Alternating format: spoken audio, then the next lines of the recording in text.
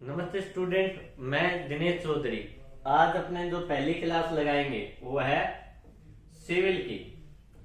अब आपको हमारे YouTube channel study technical education hub में एक टाइम में आपको सिविल की क्लास से मिलेगी, एक टाइम इलेक्ट्रिकल की क्लास से मिलेगी। तो मैं आपको एक चीज नोटिस पहले बता देता हूँ कि आप मेरे चैनल को सब्सक्राइब करो ना करो, लिंक लाइक करो ना करो, मुझे नहीं लेना देना। मैं इतना चाहता हूँ कि आप मेरी क्लास देख के पास हो जाओ, और मेरे लिए उतना ही बहुत है कि जो बच्चा मेरी क्लास देखे वो पास हो। तो मैं आपको मुफ्त वही क्वेश्चन कराऊंगा जो आपके एग्जाम में आएंगे। हर एक क्वेश्चन में आपको नहीं कराने वाला। पहली तो चीज ये रही। दूसरी चीज मैं आपको एक और बता देता हूँ कि थोड़ा सा कॉम्प्रोमाइज आपको करना पड़ेगा। अब आप पूछो सर हमें कैसे कॉम्प्रोमाइज करना पड़ेगा, तो मेरे थोड़ा सा राइटिंग का इशू है, साफ नहीं लिख सकता आपके जैसे। वो थोड़ा ऐसा है, वो थोड़ा कॉम्प्रोमाइज आप करना, थोड़ा कॉम्प्रोमाइज मैं करूंगा। तो आपके एग्जाम स्टार्ट हो रहे हैं 24 जनवरी से।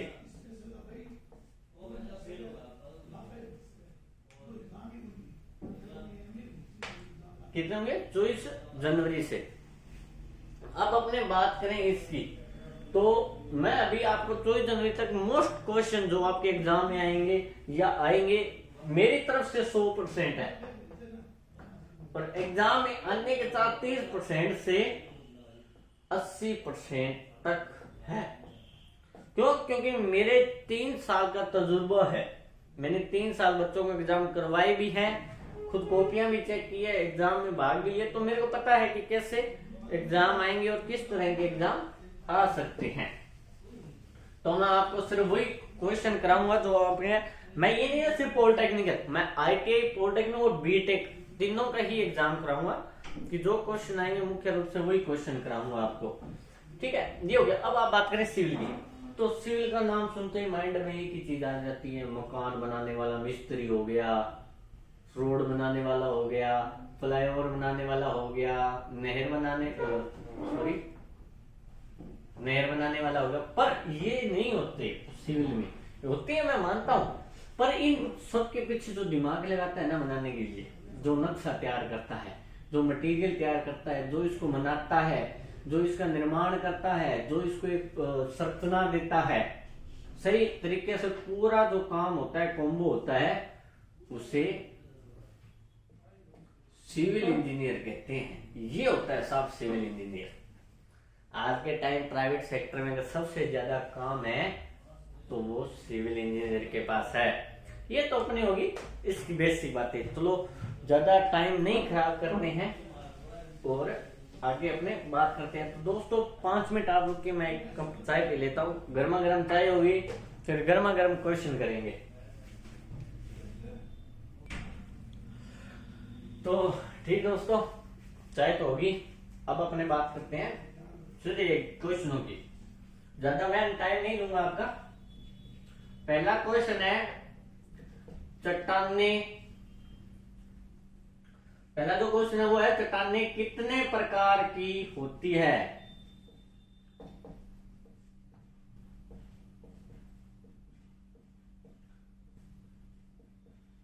ये क्वेश्चन भी आपको साधारण सा लगता होगा, साधारण है नहीं। नाम लिखिए। चलो नाम छोड़िए, अपने ज्यादा क्यों लिखे, ऐसे ही। हाँ, तो मैंने जो कहा ना आपको थोड़ा कॉम्प्रोमाइज करना पड़ेगा, वो कॉम्प्रोमाइज आपको बस इसी चीज में करना पड़ेगा। मैंने कहा राइटिंग का इशू है, बाकी क्वेश्चनों में कोई इशू नहीं आएगा। 2020 में ये क्वेश्चन आया था और 2022 के अंदर बीटेक में ये क्वेश्चन आया है। चेक कर सकते हो आप, ए सदे के अंदर, वो भी जिसमें अपने ए जाते हैं ना, उसमें आया था। ये 2021 में आया था। अगर कोई चेक करना चाहता है BTR की साइड में जाके चेक कर सकता है। तो अपने बात करें चट्टाने कितने प्रकार की होती है, तो एक याद रखना, हेडिंग जरूर डालना, बगैर हेडिंग आपको नहीं करना। चट्टाने 3 प्रकार की होती है।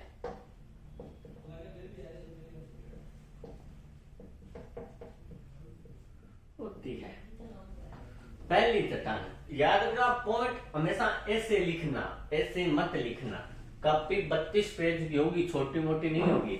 अगर सही तरीके से बच्चा लिखे ना तो 20 पेज और 24 पेज के अंदर कॉपी भर दे, सही मायने में 32 पेज नहीं भरे जाते। तो आराम से लिखना, हिसाब से लिखना। एक और, जब आप अपना एग्जाम दे दो ना तो लास्ट जो पेज पे आप समाप्त करो कि यहाँ पे मेरा क्वेश्चन समाप्त हो गया, तो नीचे 3 लाइन छोड़ के यहाँ पे अपना रोल नंबर जरूर लिखना। ये एक अच्छे स्टूडेंट की पढ़ाई, जो पढ़ने लिखा होता है उसकी एक खासियत होती है, ये जरूर करना। अब चट्टानने की बात करें तो पहली चट्टान आती है आग्नेय चट्टान। कौन सी? आग्नेय, सॉरी मैं बड़े लिख देता हूं, आपको फिर दिखेगा नहीं, सो रहेगा।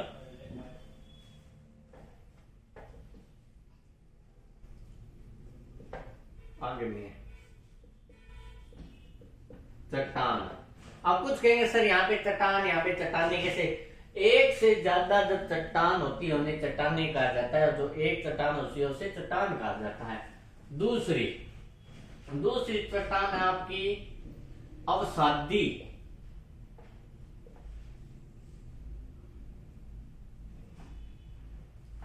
कौन सी चट्टान है आपकी? अवसादी चट्टान। थोड़ा आप चेक कर लेना, ठीक है। अब एक अवसादी, इसे एक नाम और भी दिया जाता है, जलीय। इसे जलीय चट्टान भी कह सकते हो आप और इसे अवसादी चट्टान भी कह सकते हो, गलत नहीं होगा। ये दोनों एक ही है। जैसे किसी किसी का नाम, असल मेरे नाम लिखो के मुझे दिनेश भी कहते हैं, कि दिनेश चौधरी भी कहते हैं, पर हूं तो एक ही ना, अलग अलग तो नहीं हो। जैसे इसका नाम अवसादी है और इसका नाम जलीय है, पर ये चीज एक ही है, अलग अलग नहीं है। अब अपने तीसरा पॉइंट, कयांतरिक चट्टान। ये आपकी 3 मुख्य जो चट्टानें हैं जिनसे हमें बजरी, ग्रेट, सीमेंट जैसे भी मटेरियल प्राप्त होता है, वो इन चट्टानों से होता है। सिविल में ये चट्टानें भी बहुत होती है। क्वेश्चन इसमें बड़ा भी ये आ सकता है, इन चट्टानों का नाम लिखने के साथ साथ वर्णन करें, तो वर्णन हम आगे करेंगे। तो ये आपका क्वेश्चन हो गया। तो अपने आप अगले क्वेश्चन पे चलते हैं। एक क्वेश्चन हर बार ही आ जाता है, विभिन्न नाम लेके आ जाता है कि पुनर्चक्रण। ये क्वेश्चन हर बार आ जाता है।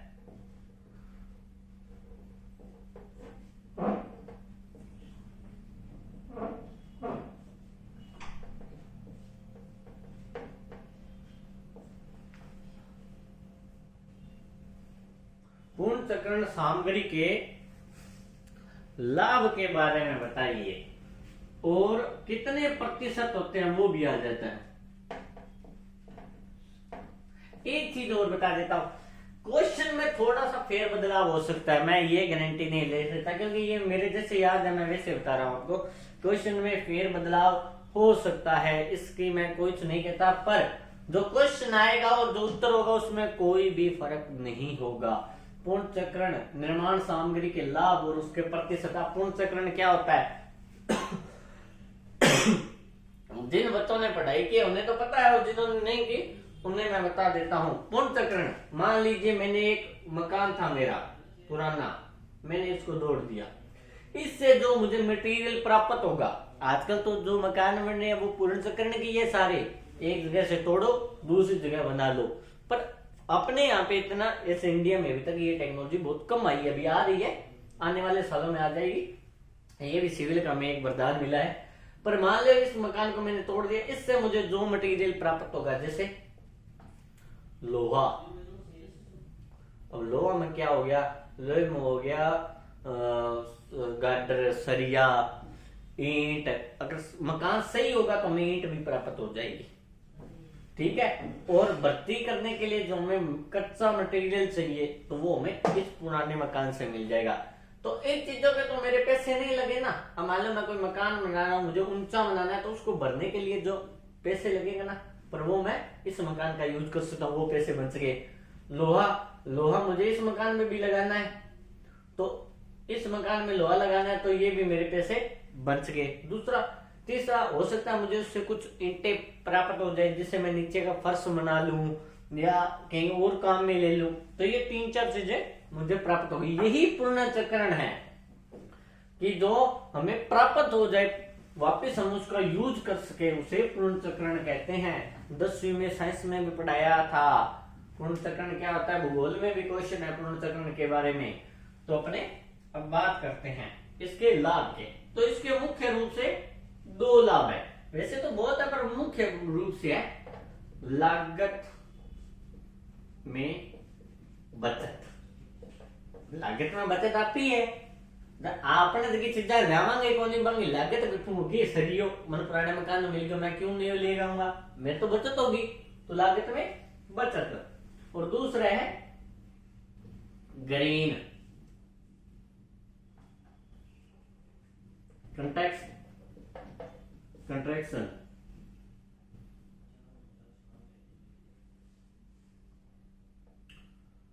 ठीक है, ये आ गए आपके 2। अब एक चीज और बता देता हूं, ये तो 2 आपके पॉइंट आ गए लाभ वाले।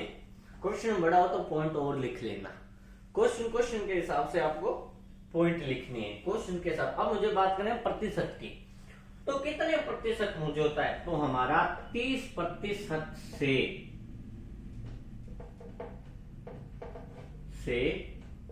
80% तक बचत होती है। अब मान लो मन ईंट में मिल गई, मन सरियो मिल गयो, मन एक जब चीजा मिल जाएगी तो मेरा बचत ही होगी। मेरा आप 2 रुपये तो बच गयो, 8 रुपया के में लागे, ईंटा में लागे, सरिया में लागे, 7-9 रुपया तो लो 110 रुपये आ चुका हो, 110 रुपये किलो है आज के टाइम में, कितना महंगा हो चुका सोचो। और जब गाटर और जब मकान बनाते हैं ना, किलो में नहीं होता, क्विंटलों में लो आता है, तो लाख रुपए तो ये ले लेता है, तो मेरी ये तो बचत होगी। तो 30% से 80% तक बचत होती है। ठीक है, तो ये आपका पुनर्चक्रण आ गया। अब इसके बाद एक और भी क्वेश्चन आता है, ये आसान आता है, नाम अलग हो सकता है, क्वेश्चन का कोई तरीका अलग हो सकता है, पर क्वेश्चन ये आसान आता है। एक होता है मोटा मावा, मोटे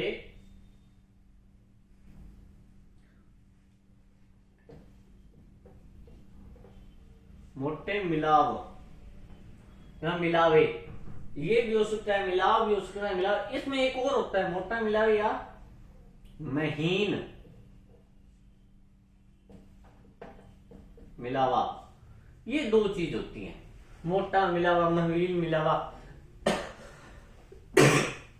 अब अपने मोटे मिलावे की बात करें तो ये जो बड़ी बड़ी, जैसे मैंने पहले 3 पॉइंट बताए थे, अब शादी चट्टान है, आग्नेय चट्टान, इनसे जो बड़े पत्थरों से हमें उनको एक मिक्सर में डाल के उन्हें कूट कर या बगैर कूटे उनसे कंक्रीट, इसका मुख्य काम क्या, इससे क्या प्राप्त होता है हमें, इससे हमें कंक्रीट प्राप्त होती है। जिसे कंक्रीट जो अपने घरों में यूज करते हैं, जैसे अपने घरों में सड़कों में यूज करते हैं ना, कंक्रीट छोटे छोटे पत्थर होते हैं, वो इससे मोटे मिलावे से प्राप्त होते हैं मुख्य रूप से।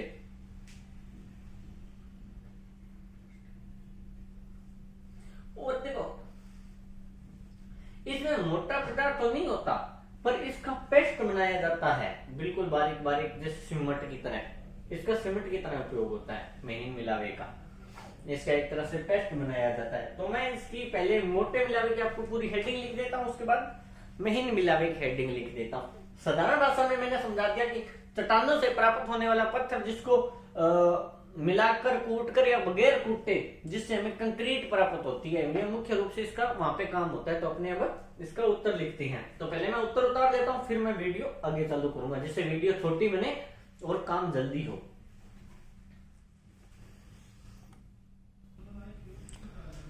तो अपने बात करें मोटे मिलावा, तो मोटा मिलावा मैंने जैसे बताया था वैसे है, इसमें पत्थर बजरी आदि समुच होते हैं, मतलब मिले हुए होते हैं।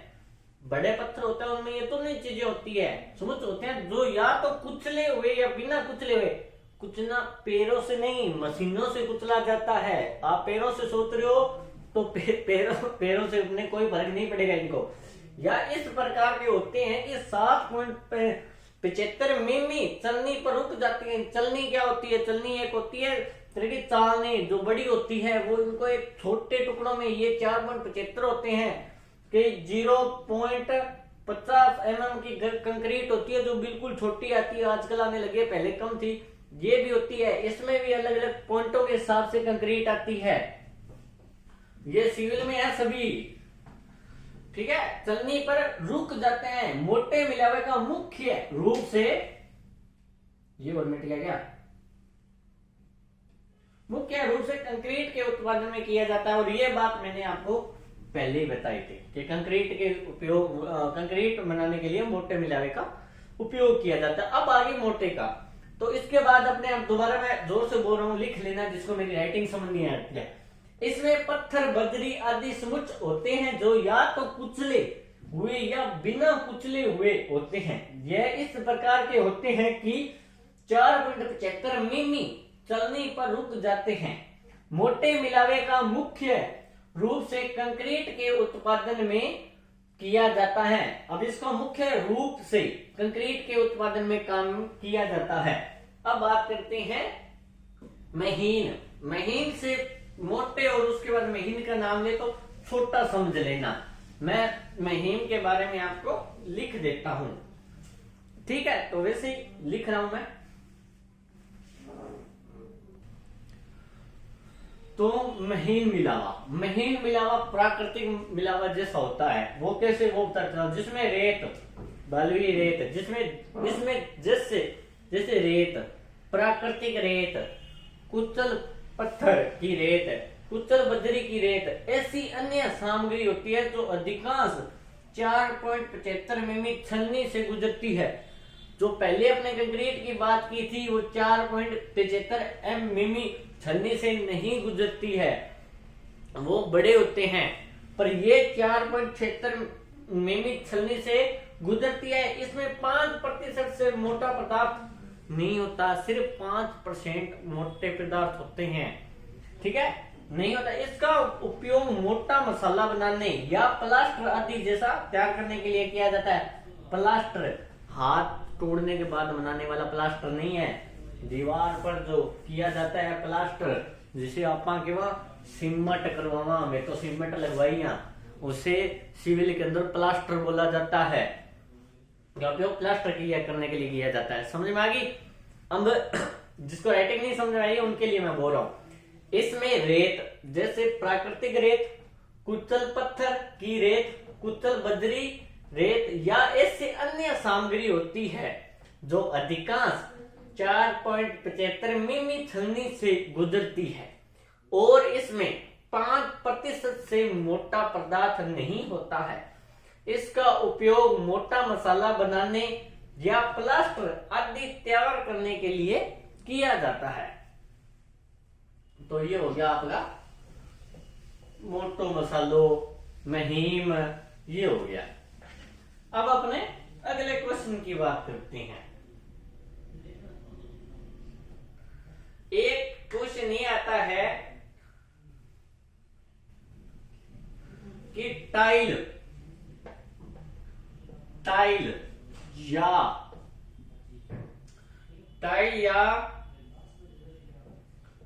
खपरेल से आप क्या समझते हैं?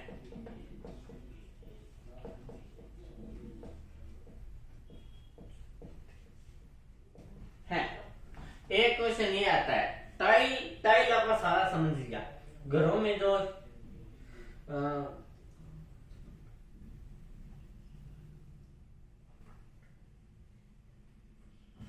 टाइल, किसी टाइल सारा समझ गया।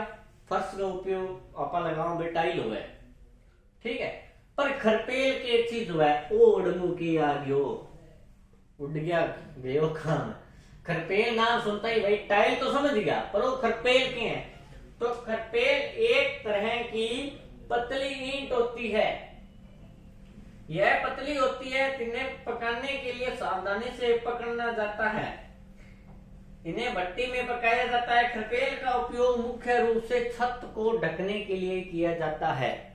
छत के ऊपर जो पाई टेल आवे जो एक तरीके की ईंट होवे पतली, अपन तो टाइल लगावे ज्यादातर लोग, पर जगह खरपेल हुआ व्हाइट व्हाइट कलर की है, पतली सी ईंट हुआ एक 1 इंच सॉरी हाँ 1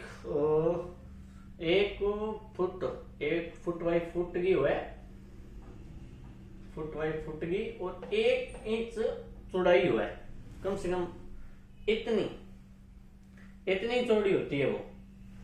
यूं समझ लो कि इतनी चौड़ी हुआ है।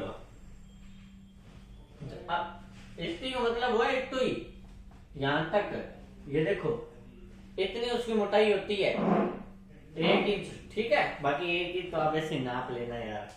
तो मैं इसकी आपको बस परिभाषा लिख देता हूं, टाइल क्या होती है और खरपेल क्या होता है, ठीक है।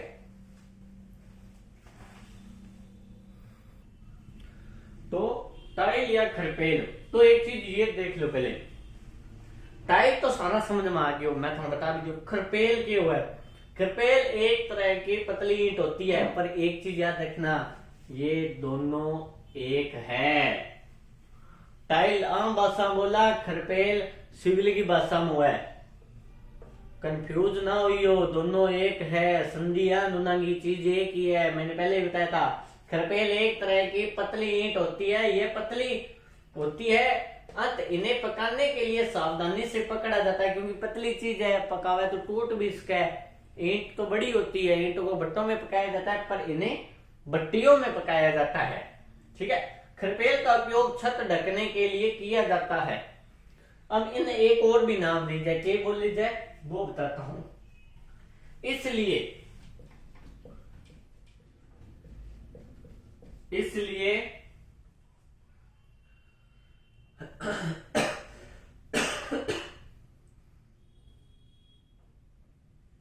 इन्हें अब इन्हें एक और नाम दे, वो है रूफ टाइल।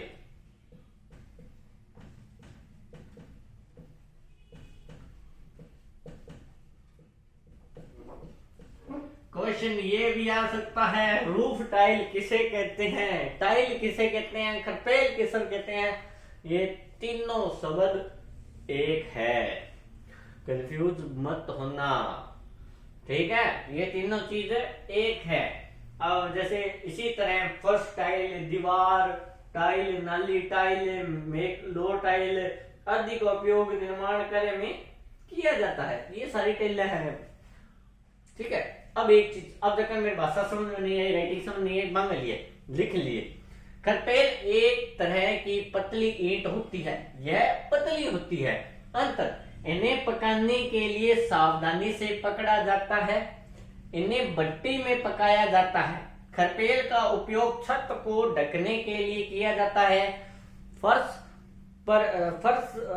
के ऊपर किया जाता है, नाली में किया जाता है, दीवार के ऊपर किया जाता है, ठीक है, मेगलोर के ऊपर किया जाता है। एक और, इसलिए इन्हें रूफ टाइल भी कहते हैं। और थोड़ा बड़ो लिखना तो और भी लिख इसको, पर साधारण भाषा में अगर 2 नंबर को क्वेश्चन आवे तो वो आंसर सही है, गलत को नहीं। यार क्या प्रॉब्लम होगी, ठीक है। अब अपने अगले क्वेश्चन की ओर चलते हैं। तो आपको रूफ टाइल तो बता दिया, ठीक है।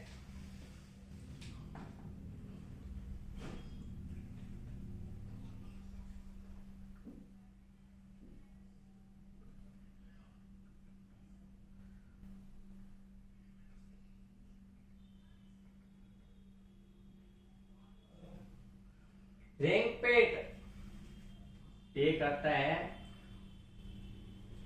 रेंगलेप। अब रेंगलेप किसे कहते हैं, बहुतों को तो ये नहीं पता होता। तो रेंगलेप पेंट कलर को कहते हैं।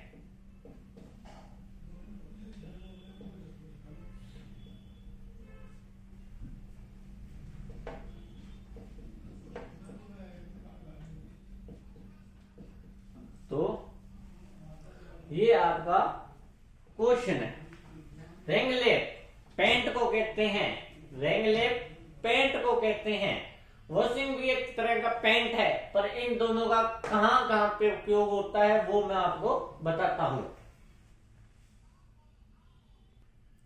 तो ये क्या होता है, ये होता है कि एक तरह से कलर, आपने यहाँ पे देखो ये मैंने व्हाइट कलर करा दिया, पर इसके ऊपर मैंने रंग पेल या वॉशिंग नहीं करवाया ना, तो इसकी पॉलिशिंग नहीं आएगी। ये देखो सीधा ही व्हाइट व्हाइट दिख रहा है। क्या होता है कि व्हाइट भी एक शाइनिंग करता है, एक अंदर चमकता है, अपनी ओर आकर्षित करता है कलर, बहुत सारे ऐसे कलर होता है। तो वहां पे रंग पेंट और वॉशिंग करवाया होता है, जो कि वायुमंडल में जो कण होते हैं वो इस पेंट को खराब ना करे, इसकी लंबी देर तक ये चले, इसलिए इन पे ये किया जाता है। तो मैं इसकी परिभाषा लिख देता हूं, आप देखिए। तो रंग पेंट तथा वॉशिंग को समझाइए। पेंट एक तरह तरल पदार्थ है जो सूखने पर पेंट की गई सतह पर एक पतली परत बनाता है। पेंट पदार्थ को वायुमंडल प्रभाव से बचाता है तथा तरल की सुंदरता को बढ़ाता है। जैसे मैंने आपको पहले बताया था कि इसके ऊपर एक पेंट और होता है जो इसकी सुंदरता को और निखारता है, ठीक है, वो हो गया। अब देखो वॉशिंग एक हल्के रंग का रेंजिंग पदार्थ का पारदर्शी घोल है। अब वॉशिंग एक हल्के रंग का रेंजिंग पदार्थ का पारदर्शी घोल है, ये हल्के रंग का पदार्थ होता है। अब इसका ये किससे बनता है वो चाहिए। वॉशिंग लाख, कॉपर, अंबर आदि पदार्थ को एल्कोहल, हाँ एल्कोहल का नाम सुनता है के लड़का का चेहरा पर समाइल आ गई, अथवा तरपिये के तेल, तरपिये वो भी तेल है में घोलकर बनाया जाता है। क्या बनाया जाता है, वॉशिंग। ये मैंने 3 नंबर का क्वेश्चन है ये, और आता भी है 3 नंबर का ही आता है ये। पेंट, अब देखिए जिन बच्चों को नहीं समझ में आया वो लिख सकते हैं। पेंट एक तरल पदार्थ है जो सूखने पर पेंट की गई सतह पर एक पतली परत बनाता है।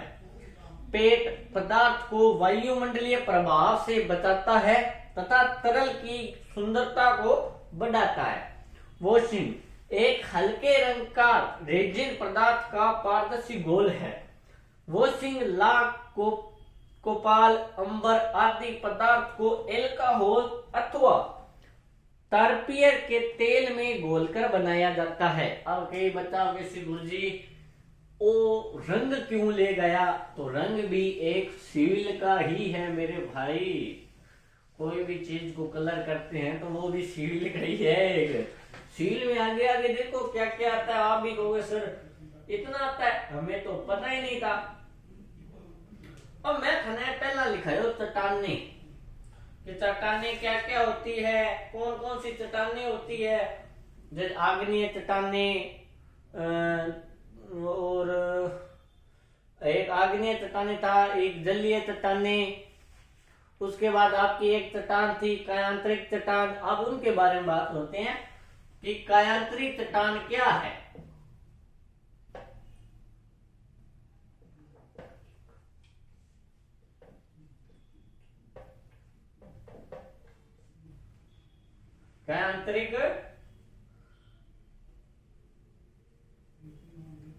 कायांतरिक चट्टान क्या है, अपने अब इसकी बात करेंगे।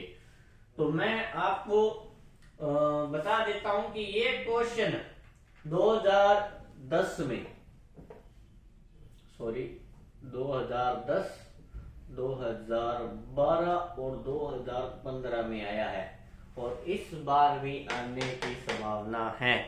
तो थोड़ा ध्यान दे लीजिएगा, तैयारी कर लीजिएगा। तो अपने आप चलते हैं कायांतरिक चट्टान की ओर। तो अपने बात करते हैं कायांतरिक चट्टान है क्या।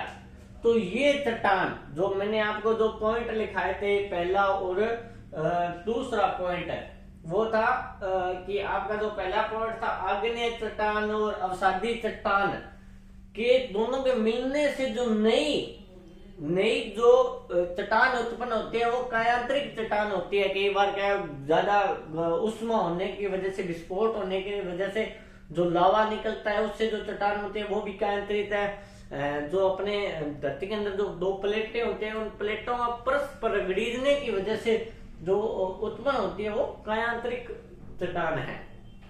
तो ये आपकी कायांतरिक चट्टान है। अब मैं इसका एक वर्णन लिख देता हूं आपको, तो वो वर्णन देख लीजिए। तो ये आपकी परिभाषा है, ठीक है। कायांतरिक चट्टान, जैसे मैंने आपको बताया था, दो चट्टानों की अलग होने से या खिसकने से या प्लेटों के रगड़ने से जो उत्पन्न होती है, अब उसको परिभाषा देखिए और लिख भी लीजिए, मैं दोबारा नहीं बोलूंगा। पहले से विद्यमान चट्टानें जैसे आग्नेय या अवसादीय के अभिलाक्षणिक गुणों के परिवर्तन के दौरान जो चट्टान निर्मित होती है उन्हें कायांतरिक चट्टान कहते हैं। ये होगी 1 नंबर की परिभाषा। अब अगर क्वेश्चन 2 नंबर का आ जाए तो ये करना है, उष्मा दाब मैग्मा के उच्च दाब से या अधिक बार चट्टानों के खिसकने से या समान दाब या प्रत्यक्ष दाब के कारण उत्पन्न चट्टान को कायांतरिक चट्टान कहते हैं।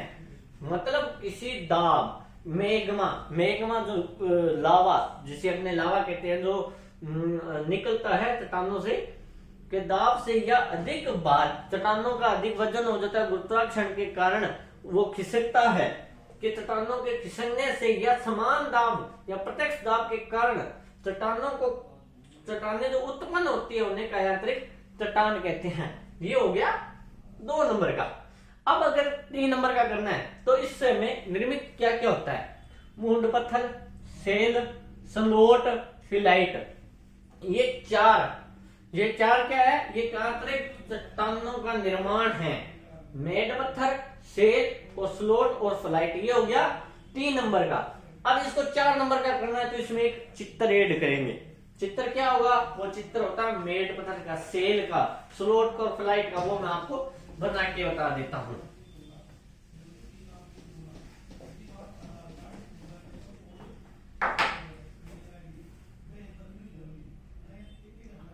मंड पत्थर। अब मंड पत्थर किस प्रकार का होता है वो बता देता हूँ। ये चट्टान किस प्रकार की होती है, ये एक तरह ऐसा, और इसमें किस प्रकार का होता है वो बता देता हूँ। इसमें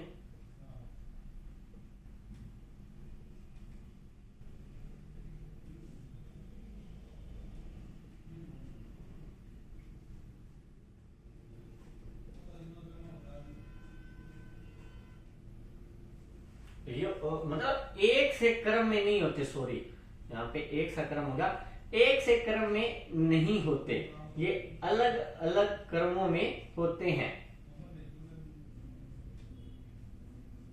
ये कुछ इस तरह अलग अलग क्रम है, एक सा क्रम नहीं है, ये मंड पत्थर है। और दूसरा क्या है, सेल, ये हो गया सेल। सेल का क्या है, सेल का भी है, सेल एक से क्रम में है। छोटा ही बना देता हूं, आप बनाओ थोड़ा सा बड़ा और विस्तार से बना लेता। सेल क्या है, सेल जी एक ही क्रम में चलने वाला, एक जितना, क्या देखो, न तो मेरे पास स्केल है न कोई पेंसिल है, अब मेरे पास तो भी मार्कर है। मार्कर से जैसा बनेगा मैं आपको वैसा बना दूंगा, ठीक है। एक से क्रम में चलने वाला सेल है। अब स्लोट, सॉरी ये स्लोट है, ये थोड़ा सा मिट गया,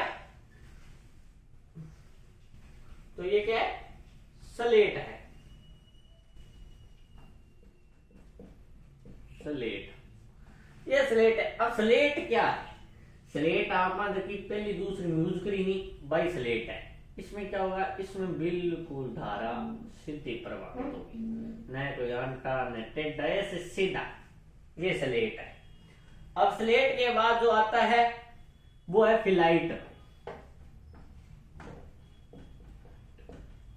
मेरे तरीके नाम बना दियो, मैं तो समझाऊं, एक पूरा तो होना चाहिए, क्रम वाइज होना चाहिए। मैं तरीका बता रहा हूं, इसमें जो बीच में गैप है वहां पे अगला आना चाहिए, ठीक है। इसमें एक से क्रम में होना चाहिए, इसमें बिल्कुल सीधी लाइनें होनी चाहिए, ठीक है।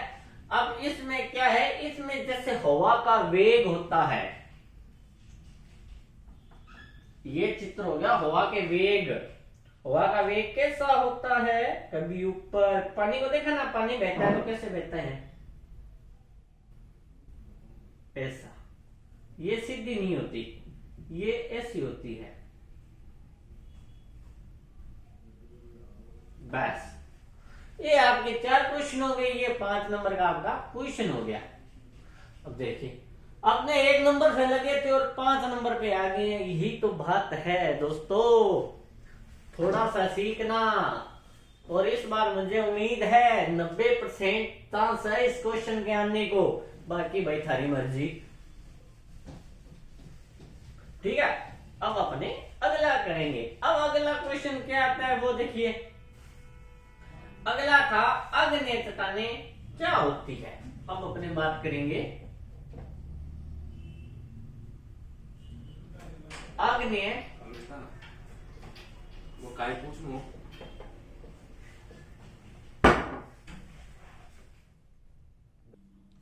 अब आग्नेय चट्टान, अब इस आग्नेय को छोड़ दे तो अब क्या बनता है, आग।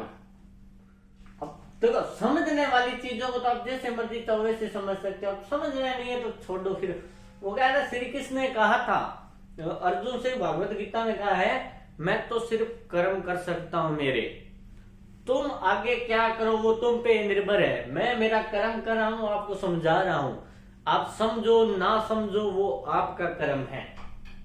ठीक है, तो आग्नेय चट्टान, आग्नेय देखो, आग्नेय चट्टान क्या होती है, जो पृथ्वी के गर्भ वो नहीं, पृथ्वी की जमीन के जो नीचे से जो उत्पन्न लावा होता है उससे जो बनती है उसे आग्नेय चट्टान कहते हैं। अब एक क्वेश्चन मैं और बता देता हूं, आग्नेय चट्टान को प्राथमिक चट्टान भी कहते हैं। ये भी बन सकता है कि प्राथमिक चट्टान किसे कहते हैं, कंफ्यूज कि किसी चट्टान है गुरुजी, तो मन 3 ही चट्टान बताई, आग्नेय चट्टान को ही प्राथमिक चट्टान कहते हैं। इसको एक और भी कहते हैं ज्वालामुखी आग्नेय चट्टान, ये भी इसी का नाम है, कंफ्यूज ना हो जाइयो। ओए राजू, पढ़ाई पे पूरा ध्यान दे लियो। ठीक है, तो वो आग्नेय चट्टान है। तो अब मैं इसकी आपको हेडिंग लिख देता हूं कि आग्नेय चट्टान, प्राथमिक चट्टान, वो सब इस हेडिंग में आ जाएगा। लो जी, 1 नंबर क्वेश्चन, अगर 1 नंबर को देना है, अगर 1 नंबर को अपना क्वेश्चन आयो है तो बस आप इतो लिखना है, फालतू ना लिखियो, काटो मार दे बिना पढ़े। 1 नंबर क्वेश्चन देख लियो और कितना शब्द लिखता है वो दे। ये चट्टान पृथ्वी के गर्त में पाए जाने वाले मेग्मा से निर्मित होती है। मेग्मा भी, गर्त भी कह सको, गर्भाशय भी कह सको, एक ही चीज होगी, निर्मित होते हैं। इन्हें पार्थिव चट्टान, उद्भिदी चट्टान भी कहते हैं। अब इंग आगे तो गयो 1 नंबर को, अब अपन 2 नंबर को करना है, तो आपका में ला नीचे और लिख देना, वास्तव में क्या लिखेंगे, और उसके लिखे वास्तव में पृथ्वी। अब गोदी फेंको, पृथ्वी घटे तो मैं बोलता हूं पृथ्वी एक बहुत गर्म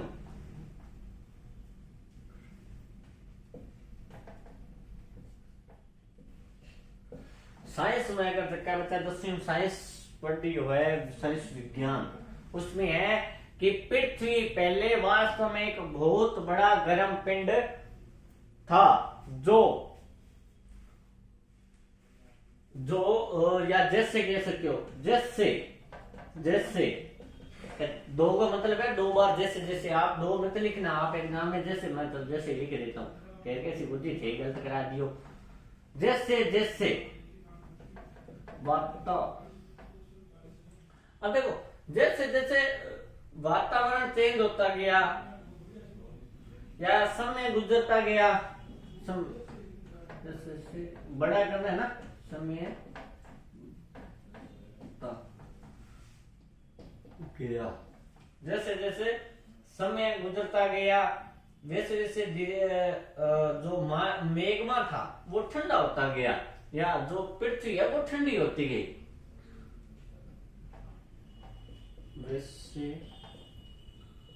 वैसे पृथ्वी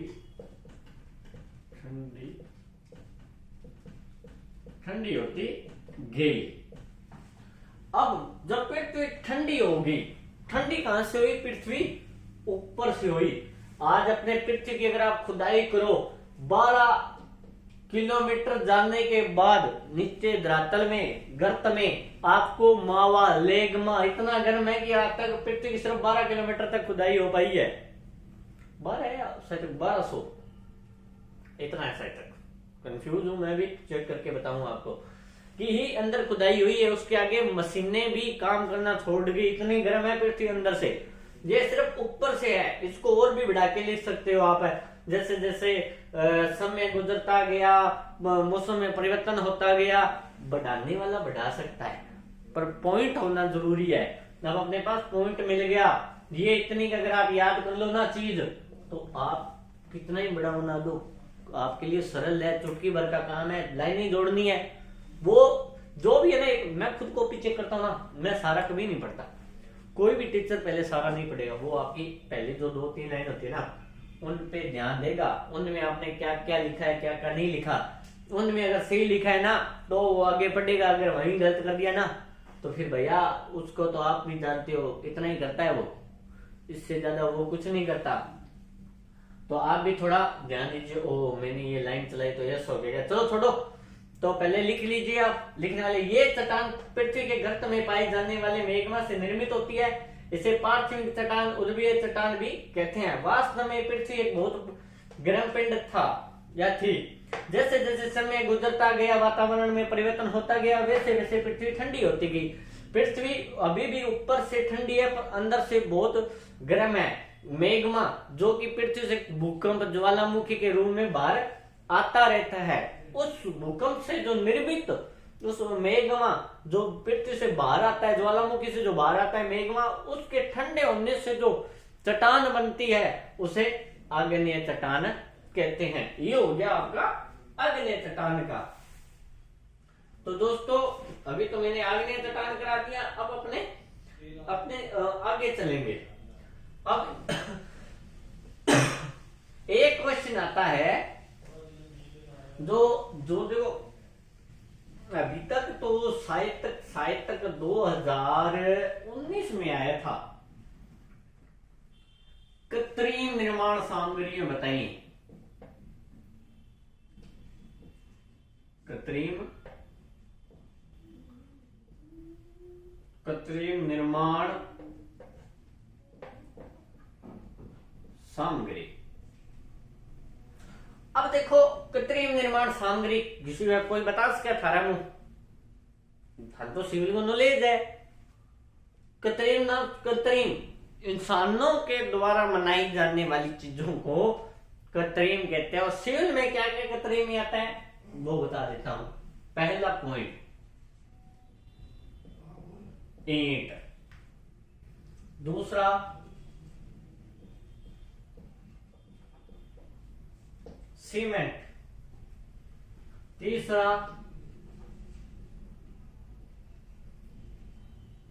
कंक्रीट, चौथा कांच। ये प्राकृतिक देन नहीं है, ये इंसानों ने बनाया है। पांचवा धातु। छठा क्वेश्चन आपका, छठा जो है अपने पीछे भी किया था, चूना मसाला। सब्जी वाला मसाला नहीं है वो मत लिखना, चूना मसाला जो यूज होता है सिविल के अंदर।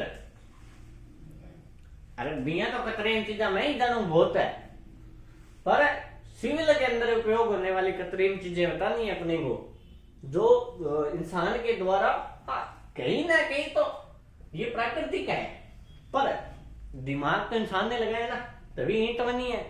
भाई तो मिट्टी देवे धरती, तो ईंट तो आपा ही बनाई है, नहीं सीमेंट आपा बनाई है, पत्थर कंक्रीट का धातु मैं मेरे को क्यों जबकि अभी मान बंदे बिनी निर्माण है और बिनी देन है, जो आज आप एक स्वच्छ और सुंदर घरों में रहते हैं। तो ये है कृत्रिम 6 मुख्य धातु, और भी बहुत है पर मुख्य की बात करा ये है। अब आगे आप अगर हेडिंग लिखनी है ईंट, तो ईंट मिट्टी का एक समान आकार का अयात ब्लॉक है ईंट, तो ईंट मिट्टियों बना है और ये एक ढांचे से बनाया जाता है। इसकी आप कैसे हेडिंग लिखोगे, मैं बोल रहा हूं, सभी लिख लेना। ईंट मिट्टी को एक समान आकार के आयताकार ब्लॉक में डालकर और फिर इन ब्लॉकों को सुखाकर एवं जलाकर प्राप्त की जाने वाली ईंट सबसे पुरानी निर्माण सामग्री में से एक है। ये ईंट आज की नहीं है, हड़प्पा सभ्यता से ही ईंट आई है। अभी हड़प्पा सभ्यता में जो खोज हुई है उनमें भी ईंट पाई गई है। ईंट आज की नहीं है, ईंट बहुत सदियों पुरानी है यार। आज की है काच भी आज का नहीं है, काच भी बहुत सदियों पुराना है, पर सबसे पुरानी जो है ईंट है। किया बनाई जाए, क्यों छानी को नहीं, सारा ईंट को ध्यान है, ईंट किया बनाई जाए। पहला मिट्टी के ले जाए, बिन करी जाए, बिन फिर ढांचा के अंदर रखी जाए, फिर बिन गर्म करी जाए, एक आंच पर बिन पकाई जाए। पकने के बाद जो उत्पन्न जो चीज हमें निर्मित होती है वो ईंट है। तो ये आ गया ईंट का, सीमेंट का। सीमेंट सबसे महत्वपूर्ण सामग्री में से एक है। यह मध्यकारी एजेंट है जो पत्थरों, ईंटों, टाइलों आदि जैसी निर्मित इकाइयों को बांधकर कठोर करने के लिए होता है। आज के टाइम में सीमेंट है, पर आज कई साल पहला महाराजाओं टाइम हो तो जब चावल को पानी, बेसन, दाल का आटा, ये एक सीमेंट का काम करते थे। जब सीमेंट नहीं होती थी ना, आज भी कई गड्ढे है जहाँ पे आप देख सकते हैं सीमेंट नहीं है, पर चावल का पानी, बहुत सारे मंदिर बने हुए हैं, देसी घी, इनका एक मिश्रण तैयार करके एक उन पत्थरों को चिपकाया जाता था। पर आज के टाइम में वो काम सीमेंट करिए। क्यों? घी को रेट ध्यान है, 1000 रुपया किलो हो रहा है, सीमेंट है 350 रुपया गट्टो है, तो सीमेंट सस्ती पड़ेगी। वो घोल ना बनाइयो, सीमेंट सस्ती है अपना, ठीक है। देखो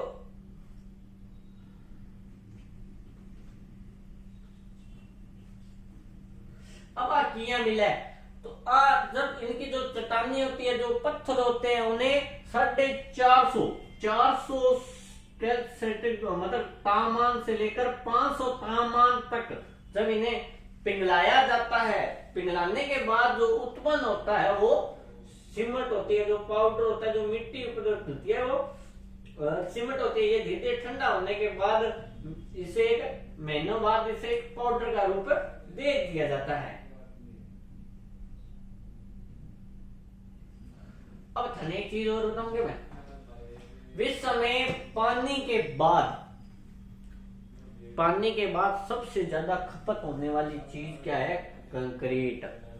लिख लेना, विश्व में सबसे पानी के बाद खपत होने वाली चीज है कंक्रीट। आसान भाषा में सबसे ज्यादा उपयोग कंक्रीट का होता है। मकान, नहर, तालाब, सड़क, कुछ भी ले लो, ये तो है ही है। मैं कोई कारोबार करे तो नहीं मेरो, तो मन आज बढ़ाने की लोड कौन पड़ती, पर भी टाइम ध्यान को नहीं हो, ठीक है। यह मिलावा रेत तथा सीमेंट का सहयोग से कंक्रीट जलयुक्त से पत्थर की तरह सख्त हो जाता है। अब ये किससे बनती है ये बता देता हूं। यह मिलावा जो मैंने पहले बताया था, बड़ा मिलावे, जो छोटा मिलावा, बड़ा मिलावा जो पहले बताया था ना, उनसे उसके बाद रेत और सीमेंट के मिश्रण से जो उत्पन्न होती है वो है कंक्रीट। चट्टानों से भी कंक्रीट प्राप्त होती है, ये इसका मुख्य हो गया। अब अपने बात करें कांच की। कांच कोई नई सामग्री नहीं है, जैसा ही हम सोचते हैं। इसका भविष्य 3600 ईस्वी पूर्व, 3600 ईस्वी ईसा पूर्व है। अब 3600 जगह याद ना रहे नहीं, एक फोर्ड आओ तो 3600 नाम ट्रैक्टर है, वो याद रखियो। फोर्ड 3600 सोंग भी बहुत है महंगा, पर सोंगा ने को छोड़ो, आपने हटा दो। इसका भी आज का ये तो सबसे पुरानी है, इसको छोड़ो आप। पर इसके बाद जो 2 नंबर में आता है वो है आज 3600 ईसा पूर्व। इसका 3600 ईसा पूर्व है। यह उच्च तापमान और रेत के सिलेक्शन को गर्म करके तैयार की गई एक तटस्थ सामग्री है। कांच का उपयोग सजावटी खिलौनों, शीशों, दरवाजा, खिड़कियों पर जो लगाया जाता है, सजावट की जाती है, वहां पे उपयोग हो जाता है कांच का। यह आ गया कांच। अब बात करें धातु की। इसका उपयोग अक्सर बड़े भवनों, उद्योगों के संरचना सामग्री के रूप में किया जाता है। धातु का उपयोग विभिन्न महिलाओं के क्लीनिंग के लिए किया जाता है। यह जंग का प्रभावी नियंत्रण किया जाता है। धातु को सबसे अच्छी निर्माण सामग्री माना जाता है। अब क्यों माना जाता है कि धातु का पुनः निर्माण हो सकता है? किस किस का पुनः निर्माण होता है? धातु का, कांच का। ये दो चीजें हैं जिनका हमने पुनः निर्माण कर सकते हैं, इसलिए इसे महत्वपूर्ण माना जाता है। और धातु को एक सजावट के रूप में भी आजकल उपयोग लिया जाता है। तो ये आगे धातु। अब बात करें चूना की। चूना मसाला, चूना बालू, मिट्टी एवं जल को मिक्स करके तैयार किया जाता है तथा दीवार की चिनाई में मसाले के रूप में इसका उपयोग किया जाता है। आजकल इनका उपयोग कौन करे? पर जो गांव में ग्रामीण एरिया है वहां पे इसका आज भी उपयोग होता है। बालुई मिट्टी और रेत और पानी को जो मिला के उसका मिश्रण करके जो ईंटों को एक दूसरे के ऊपर चिपकाया जाता है ना, इस तरह यहाँ पे जो लेप लगाया जाता है, जिससे ये क्या है, ईंटें एक दूसरे के ऊपर टिकी रहती है। मेरी ईंटें थोड़ी टेढ़ी मेढ़ी है, गिरे बनाड़ी है नहीं मेरी, तो थे ना बनाइयो। तो इन चीजों का जो है इसे चूना मसाला किया जाता है। चूना मसाला की परिभाषा सबसे सरल है। बालुई, रेत और पानी के मिश्रण से तैयार किया जाता है, जिसे दीवार की चिनाई के मसाले के रूप में इसका उपयोग किया जाता है। ये आगे आपका कृत्रिम निर्माण सामग्री। आप इसे चाहो 1 नंबर से लेकर 7 नंबर तक कितना ही बड़ा लिख सकते हो, ये आप पर निर्भर करता है। मैंने शॉर्टकट बता दिया, सरल भाषा में इसको आपको समझा दिया कि कृत्रिम चीज क्या होती है। अब आप जो की बात करा निर्माण सामग्री। अब निर्माण सामग्री के बारे में बात करांगा आप।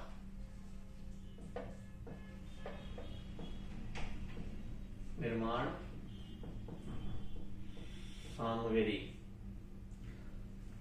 के बारे में समझाइए। यहाँ भी आ सकता है सामग्री के बारे में शब्द लिखिए, इसको विस्तार से समझाइए, निम्न प्रकार से समझाइए, अलग अलग क्वेश्चन आ सके। पर है क्या? तो प्रौद्योगिक इस आधुनिक युग में भवन निर्माण है तो एक जो निर्माण सामग्री का एक मुख्य रूप है। क्यों? क्योंकि आजकल और की होवे या ना होवे, मकान एक होना जरूरी है। तो ये इसका सबसे बड़ा उदाहरण है। मैं परिभाषा उतार देता हूं, आप परिभाषा लिख देना, उसके बाद मैं आगे लिखूंगा। तो है इनकी परिभाषा। प्रौद्योगिक इस आधुनिक युग में भवन निर्माण सामग्री का मुख्य महत्वपूर्ण भूमिका है। आप बात में पहले बताई, आज के युग में भवन सबसे जरूरी है, तो वो एक महत्वपूर्ण भूमिका होगी निर्माण सामग्री में। अभी देखो, इसके उपयोग के बिना इंजीनियरिंग के किसी भी क्षेत्र की कल्पना नहीं की जा सकती। तो कोई चीज को निर्माण ही ना हो सी तो इंजीनियर के करेगा, सिविल क्या करेगी जब किसी चीज का निर्माण ही नहीं होगा। सिविल का काम ही होता है किसी चीज का निर्माण करना। ठीक है, निर्माण सामग्री का निर्माण में 50 से 80% हिस्सा होता है। जैसे मान लो मैं मकान बना रहा हूं, मेरा मकान 50 लाख में तैयार हुआ है। ठीक है, ये कॉलेज ही मान लो, ठीक है, 50 लाख। आज के टाइम में तो 50 लाख में सिक्कर में जमीन कौन मिला है, पर मैं थने समझाऊं तो 50 लाख में कॉलेज बना लियो। तो इनमा जो कि निर्माण सामग्री की लागत है वो कम से कम 30 से 40 लाख रुपए होगी। निर्माण जैसे ईंट, बजरी, ग्रेट, सीमेंट, ये सारी निर्माण सामग्री की होती है। इनकी लागत देखो निर्माण सामग्री का निर्माण में 50 से 80% हिस्सा होता है सामग्री को रेट। बाकी तो दिहाड़ी भी लगेगी, मजदूरी भी होगी, इंजीनियर भी होगी, नक्शो बनाना होगी, सारा होएगा। तो ये चीज है। अब इनके अलावा मैं एक तो अब मैं किसी जो इंजीनियर होता है ना, वो अकेला ये नहीं देखता कि निर्माण करना है, वो इसका बजट देखता है कि कितना बजट है, वो उस बजट के हिसाब से चीजें तैयार करता है। मेरे पास मान लो 1000 रुपए है, सॉरी 10 लाख रुपए है, और मैं इंजीनियर को कहता हूं कि मुझे ऐसा मकान बनाना है, 50 लाख को मकान दे दियो, मैं 100 मकान बना दे, तो वो मैंने जवाब दे दिया कि ऐसा मकान नहीं बनेगा। एक सही इंजीनियरिंग वही है जो इस लागत में उस चीज को बना दे। अगर संभव हो तो 10 लाख में एक मकान बनाना संभव है, तो इंजीनियर मैंने बता दे साहब ये नक्शा है, इस हिसाब से ये मकान आपका 10 लाख रुपए की लागत में तैयार हो जाएगा। ये होती है निर्माण सामग्री। आधुनिक सिविल इंजीनियर के प्रारंभिक निर्माण सामग्री के साथ साथ उन सामग्री के निपटने की आवश्यकता होती है। कई निर्माण परियोजनाओं में लकड़ी, इस्पात, डोमर, पोल्टेनियम, सीमेंट, कंक्रीट, बजरी, ग्रीट, ये सारा इंजीनियर अंग उपयोग करे। निर्माण सामग्री में अंगों ही उपयोग हुए वो चीजों को। आजकल आपने कोनी पर कई ऐसे देश है जनाब जहां पे लकड़ी के मकान हैं, बहुत सारे देश है, चेक कर लेना, वहां पे लकड़ी के मकान हैं। ये ईंट ऊंट वाला अपने ही है यहाँ पे। और तो गया तो कई कंक्रीट के मकान भी बनाते हैं, कई प्योर सीमेंट के मकान बनाते हैं, कई लोहे के मकान बनाते हैं। अलग अलग जगह पे अलग अलग चीज हैं। तो आज की अपनी जो क्लास है वो यही खत्म करते हैं। जो कल की क्लास में अपने कुछ और महत्वपूर्ण बिंदुओं के बारे में जानेंगे। तो आज की आपकी यही क्लास समाप्त करते हैं।